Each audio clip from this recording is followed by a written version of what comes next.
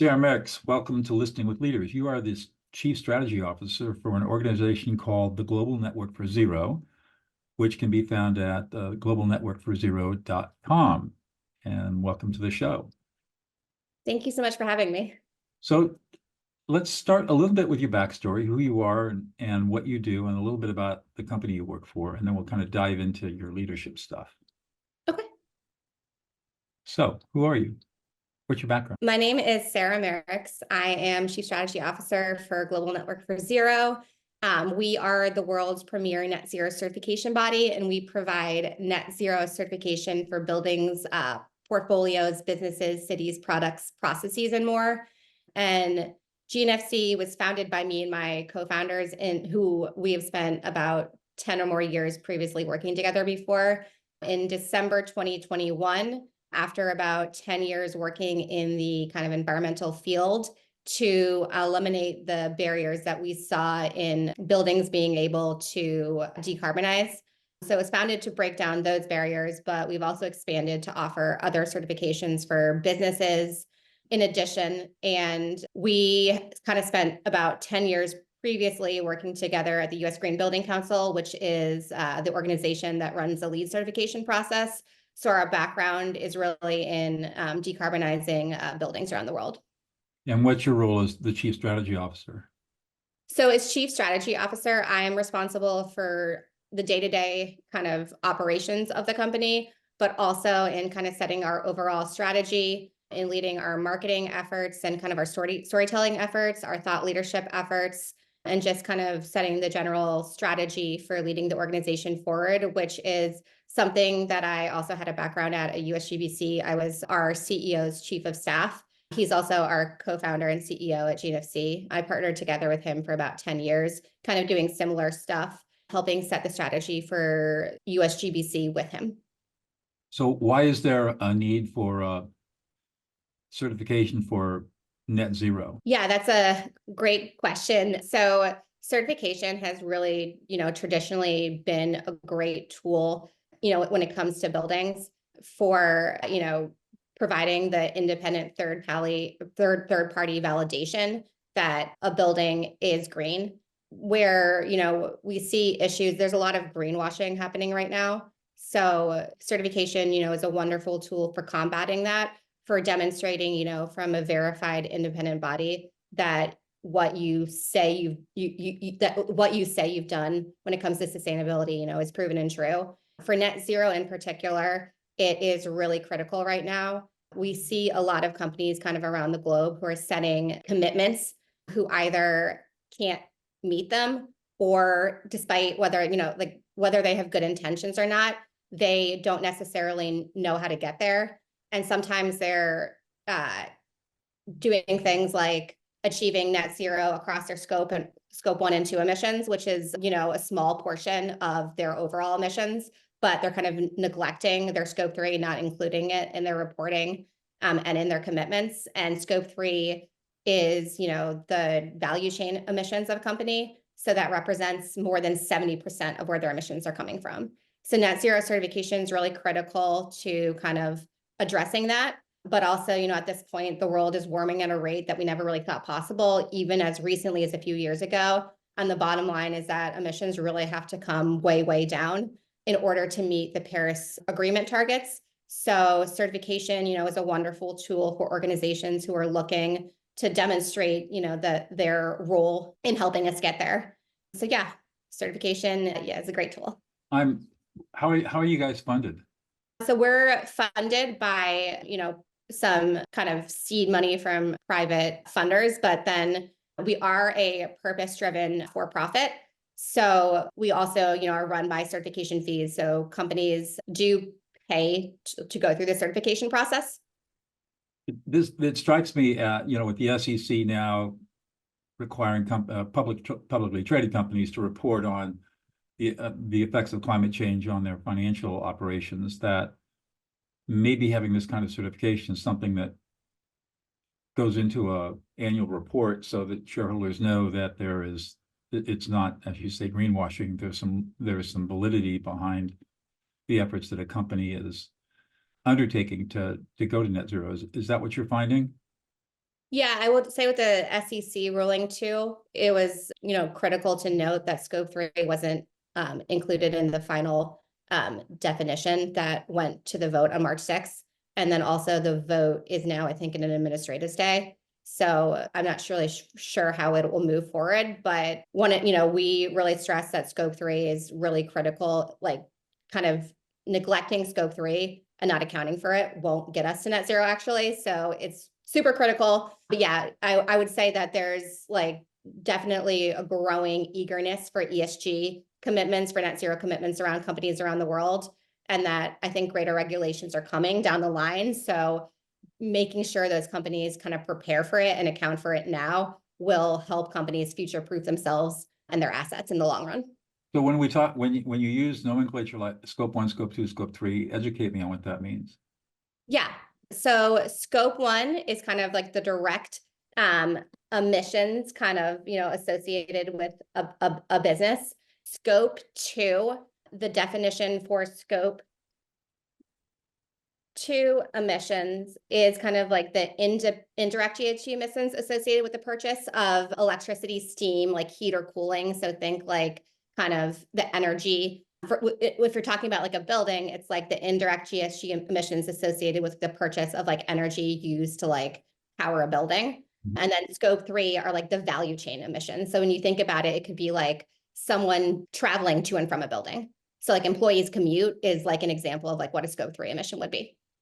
I got it. And so what you want, I mean, if you're really going to really go to net zero in carbon, then you got to address all three of these scopes to make sure that the whole it's not just the building itself, it's the operation within the building that's being considered for decarbonization.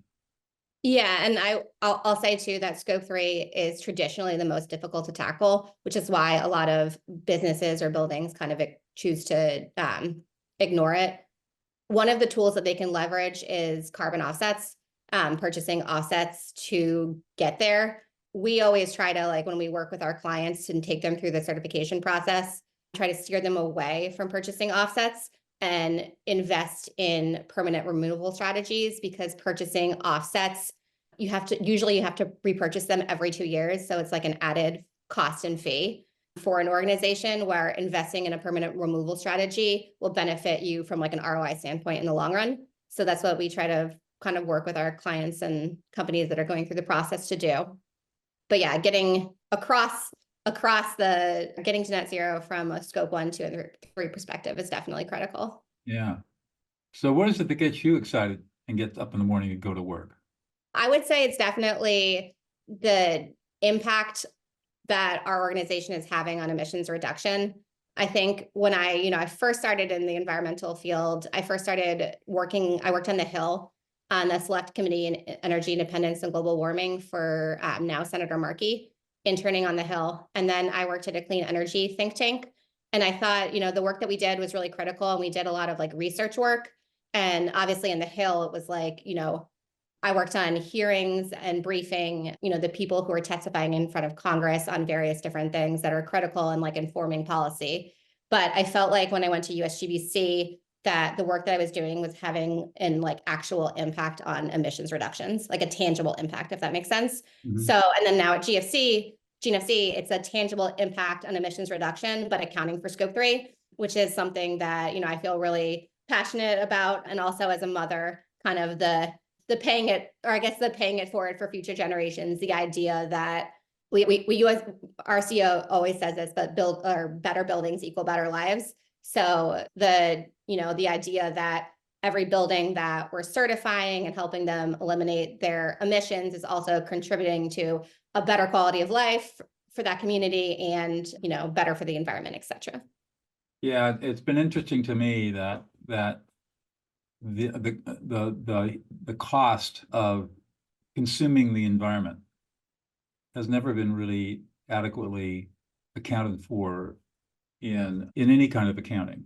So the cost of polluting, or the cost of carbonizing, or the cost of excess heat, all of these different costs, they're costs that have been avoided, sort of the tragedy of the commons problem. And it's interesting that companies many companies are resisting now accounting for those costs, even though they're real costs. And it's just so fascinating to me that profit is driving decision-making rather than thinking about preserving an environment that allows you to do business in the first place.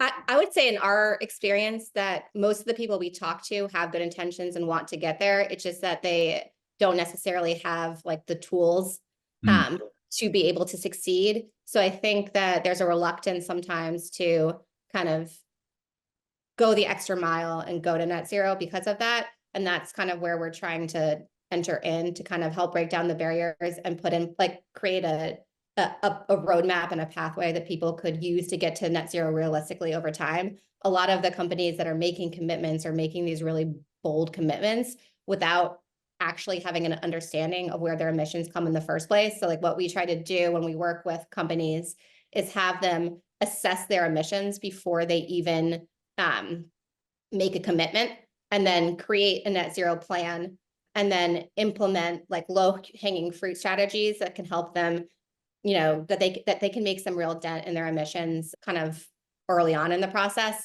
And then once they make those, start to think about kind of the bigger picture, maybe more intensive things that they could do to kind of move the extra mile and then get to net zero and certify. So our process uses like an incremental approach to certification, which is different than how it's kind of certification has traditionally been done. And that's kind of our strategy, is to provide businesses with the tools that they can use to move there in a realistic way.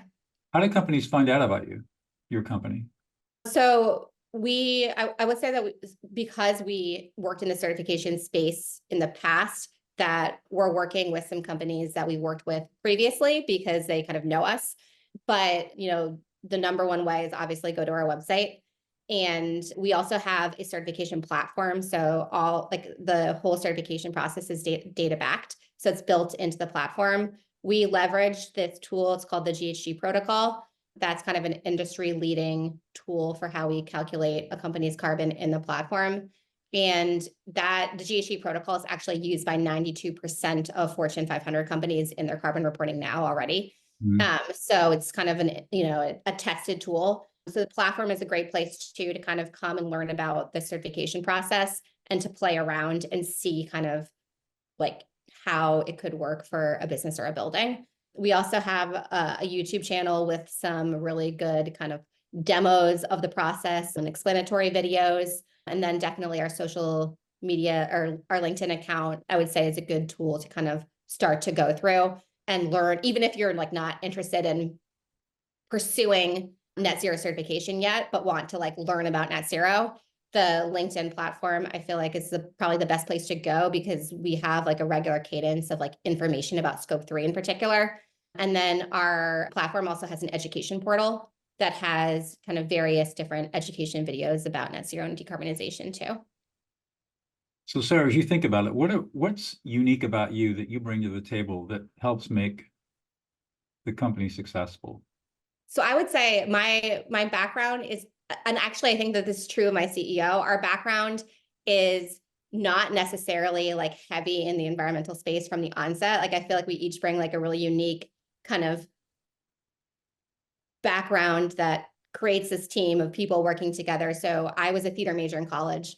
My background is actually in like the creative side. And when I first started working after college, I worked in the theater industry in the DC area. So like, I guess from a marketing standpoint, I bring like this like creative side that has, you know, experience, like a lot of experience with writing and production and kind of like the art side. And then our CEO's background was first primarily in technology. He worked for IBM and Lenovo for a really long time before getting in. And then he came to US Green Building Council as the head of their like the technology side of the company. So he brings like a technology side. So there's this like convergence of like arts, technology, green building, like sustainability. And I think the various team members in our team kind of also bring that unique lens. So it's like this unique coming together of people who have various different skill sets, which I think is kind of a great melding. Well, that kind of leads me to the core of the show, which is listening. So you've got all these people with different backgrounds, different life experiences, and obviously different perspectives, which can be really good, but it can also create a little bit of chaos if people don't listen to each other. So how do you manage that? Especially you as your chief strategy officer, but you really sound like you're the chief operating officer too. You're kind of running the show. How do you get people to listen to each other when they come with such diverse and different backgrounds? I think that's kind of true just of the human experience in general. Like everyone has a very different background. And I sometimes think that leaders kind of forget that. I think like, leaders sometimes forget that like the people that they're working with have these outside lives, have like various different interests that are not necessarily like related to their job. So, when I first worked in the theater industry, I felt like the odd person out because anyone talked about was theater. And I was like, I like sports and I like all these other things. And I was young, but it felt like to kind of survive in that field, you really had to like eat, live, and breathe that every day. And that was that just wasn't for me. I had all these other interests and I really liked going to shows and I liked like that part of it, but I didn't feel like it was like the right fit for me. And I felt like the odd person out. So, but now I would say in terms of like listening as like a leader that, I've heard a lot of people say this and I really think it's true and that it resonates, but I like to be like essentially like the dumbest person in the room. And I know that sounds like an exaggeration, but like it's really true. And I guess like what I'm saying when I like say that is that I really prefer to listen before I lead and to, really be empathetic to the people around me who have different perspectives, different visions, even if I disagree with them. And then inevitably, like when I speak, I will be better informed and I will have to like what I'll have to say is more impactful because I've listened and tried to like understand them as a person. I also don't think I learned to listen from like thinking like about that quote. I think like the ability to listen for me now as a leader is like coming from like a place of being a parent and my own experience there. So like that has really, I think, influenced and changed kind of like the way that I really listen. Because like when I have two small kids, so I have a 4-year-old and a 2-year-old. So with that age, listening is like really key, especially in those like really early stages when they haven't like yet spoken. I'm going through that now. My 2-year-old like is actually has a pretty advanced vocabulary for a 2-year-old. He probably gets that from his brother. But like I like you have to when they're talking, sometimes you have to imagine like how they must like how they feel and to see everything around you to kind of like absorb it like a sponge because like they really are sponges, but that they're not quite able to put it into words. So I have always really been like listening to them and what they're like trying to share with me. And like, I mean, if you think about it, like, especially in the early childhood days, children have like the most to teach us about listening because like they're really impressionable and the world is imprinting on them. And like their whole job is to listen and process. And they're kind of looking to us for examples for mirroring. And so in some way, like we really have to like behave with that leadership or that responsibility in mind whenever we are in their presence. And it's definitely something that like still to this day is something I'm learning from. And that the lessons there are like definitely ones I carry into my work. So I'd say like my listening has like definitely changed from like early career days to like where I am now. And it's definitely been influenced by that. You've made an interesting insight that is obvious. I hadn't really thought about it before as being a person who teaches people how to listen. And that is that young children, as you say, are sponges and they're constantly listening, but they also need to be heard. And oftentimes they aren't heard. And that leads later in life to situations where people who have felt invisible or not appreciated or not heard confront difficulties in life because they have not been listened into existence. And the most important thing I think you can do with your children, your small children, is listen to their emotions, not their words, and tell them. Yeah, that's definitely true. And it's easy to like, I mean, we're tired as parents with everything we have going on. At this point, I think I start my day at 8 a.m. and I end it with them at like 10:30 is like when one of them finally goes to sleep. So then I have like a very short window of time to even unwind. But yeah, definitely, I agree. Like listening to the emotions is actually a really good point. And I hope I'm doing a good job of that as a parent because it's critical. The studies show that parents that engage in affect labeling, which is the technical process of listening to and reflecting emotions of a child, starting at the age of your children. By the time your children are 12, they'll be typically 2 grade levels ahead of their peers academically and have the emotional maturity of a typical 21-year-old. That's how powerful this stuff is on brain development. And what's interesting is that when you move it in, to your point, when you move it into the workplace as a leader and you listen to your colleagues and the people you work with in the same way that you listen to your children, you listen to their emotions rather than to their words. People feel heard, and that builds trust and loyalty and rapport, and you become the leader that people want to follow because they feel safe around you. So there's not a lot of difference between being a good parent and being a good leader. Yeah, I mean, I will say my children have definitely influenced even the way I approach like work now than when like early on in my career. So my oldest son was born right before COVID. He was born 4 months before the pandemic started. And the day that I returned to work for maternity leave was the day our office shut down. So it was like I was at home working full time. My daycare closed. So I had no daycare, working full time with the child at home. My CEO was amazing about it. Like Mahesh was like the most supportive person. So that was at least like that was really helpful, but it definitely influenced, like, I think I used to care. I used to be like an absolute like perfectionist and care about every single thing. And I had like hard time. I took on way too much and I had a hard time like brushing things off.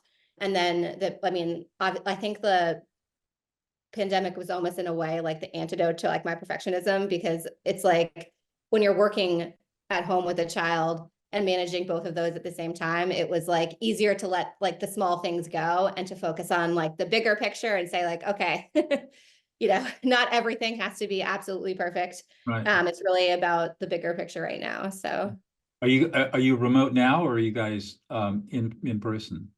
I'm remote. We do have an office location, but I moved outside. So USGBC was headquartered in DC, and I moved to Richmond in December 2020, or no, in March of 2021. So I went remote then, and will probably remain here. Love it here, but Okay, well, good. One more question, I'll let you go. What's one thing about yourself that we would never know about unless you revealed it to us? I will say there's a couple of things. So, I mean, my close friends would know I am an absolute avid soccer fan, probably my biggest passion outside of kind of the work I do. I grew up playing competitive soccer, and I always kind of want my first dream was to be a professional soccer player. That did not pan out, but I played actually until I got pregnant with my first son after college too. And huge fan, follow it avidly. I would say, trying to think of like one thing like no one would know. It's hard because I feel like I'm definitely an extrovert and probably talk about one thing maybe not even my husband would know. That's that's definitely a hard one. I think you stumped you stumped me there. Trying to think of something.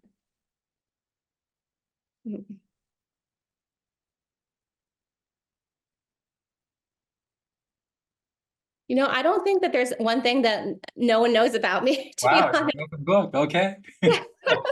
I mean, maybe my coworkers wouldn't know like some things that my close friends know from my like things that I used to do like in the past, like be interested in kind of some of the hobbies I had when I was younger. But yeah, for the most part, I'm a huge extrovert, so I think I probably talk about There you go. yeah. You wouldn't know that I'm a jazz violinist unless I told you. No, that is very interesting. I went to I went to theater camp for years, a theater camp in Michigan. I went for about 8 years every summer, and a huge influence on me and my life and eventual major in college. And actually, one of the Oscar winners this year went to summer camp with me at the same time. Wow, that's amazing. Well, there you go. Yeah, that's cool. Divine Joy Randolph. She went to the camp with me at the same time. And she said that, I think she said in an interview that seeing a show that I saw when I was in camp there is what made her want to be an actress. Wow. I thought that was really cool, but it was a huge inspiration for me just going into college. It was almost like an escape from like the traditional high school experience. I looked forward to it every summer, and it was really influential in just various aspects of my life. But we did one play when I was there that I was in. I was a theater major at the camp. They have majors, the Laramie Project, which was like a huge, the experience of doing the play was a really big kind of defining factor in my life for me. Wonderful play, very upsetting story, but wonderful play. I actually wrote my college essay about it, but I think I've actually used kind of insights from that play and that experience in like various talks I've given and other things. It was definitely wonderful. Good for you. Well, Sarah, thank you so much for your time today. It's been a real joy talking to you. Yeah, you too. Thank you so much. You're welcome.